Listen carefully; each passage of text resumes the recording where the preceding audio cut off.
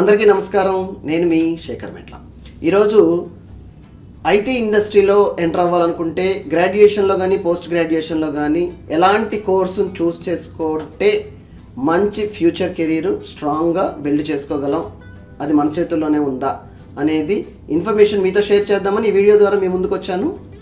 Tech talk subscribers అందరికీ కూడా స్వాగతం. ఇలాంటి వీడియోస్ కోసం సబ్స్క్రైబ్ చేసుకుని సపోర్ట్ చేయండి and share with your friends also. Let's go to video.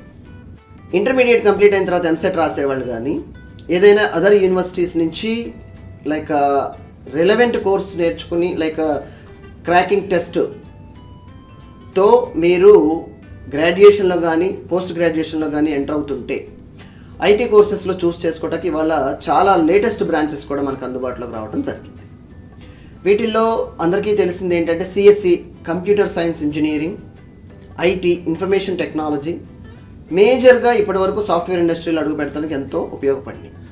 అదేవిధంగా AI and ML artificial intelligence and machine learning, data science course and cloud ఎన్విరాన్మెంట్కి సంబంధించిన cloud courses and cyber security courses.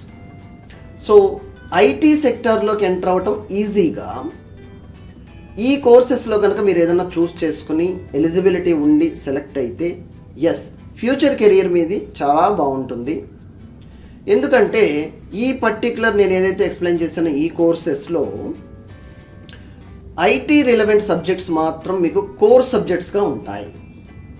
So రిలవెంట్గా ఈ core సబ్జెక్ట్లో మీరు SDLC software like development life సైకిల్కి సంబంధించిన courses, operating system కానీ దాని యొక్క ప్రాముఖ్యత ఎలా పనిచేస్తుంది, కోడింగ్ ఏంటి, కోడింగ్ అసలు ఎట్లా స్టార్ట్ చేయాలి, హిస్టరీలు అండ్ కోడింగ్ రాసే విధానాలు, చిన్న చిన్న ప్రోగ్రామ్స్ డెవలప్ చేసే విధానాలు, ఇవన్నీ కూడా మీరు ఇక్కడ నేర్చుకోవడం జరిగింది. అదేవిధంగా database technologies, so networking technologies, ఇవన్నీ నేర్చుకోవడం వల్ల ఏదో ఒక సెక్టార్లో మీరు ఈజీగా ఎంటర్ అవడానికి చాలా ఆప్షన్స్ ఎనేబుల్గా ఉంటాయి అనేది ఫస్ట్ మీరు గుర్తుపెట్టుకోవాల్సిన విషయం.